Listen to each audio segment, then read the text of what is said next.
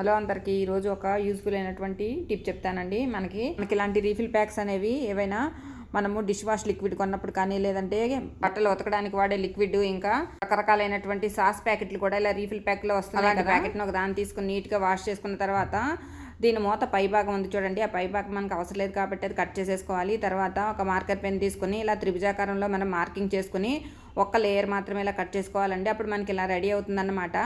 ఇప్పుడు మనకి ఇక తగిలించుకోవడానికి వీలుగా ఉండేలాగా ఈ పై భాగంలో ఒక చిన్న హోల్ పెట్టుకోవాలండి. తర్వాత ఇప్పుడు ఈ మనకి మిడిల్ పార్ట్ ఉంది కదా, ఈ పార్ట్ మనకి నీట్గా ఉండడానికి ఇక్కడ ఏదైనా ఒక కలర్ఫుల్ పేపర్ అంటించుకోవాలి. తర్వాత అందంగా కనిపించడానికి ఈ కవర్ సెంటర్లో ఇలా ఫ్లవర్ని అంటించుకోవాలి. తర్వాత ఇది ఇప్పుడు మనము పిల్లల స్టడీ రూమ్లో గోడకు కనుక తగిలించినట్లయితే అందులో పెన్నులు, పెన్సిళ్ళు, స్కేళ్ళు ఇలాంటివన్నీ పెట్టుకోవచ్చు. కావాల్సినప్పుడు తీసుకుని వాడుకోవచ్చు. ఈ కవర్లు చాలా స్ట్రాంగ్గా ఉంటాయి కాబట్టి బరువు అనేది ఆగుతుంది. కవర్ని మనము ఇలా కిచెన్లో కూడా చాకులు, టీ జాలి, ఇంకా చిన్న చిన్న బ్రష్లు వేసుకోవచ్చు.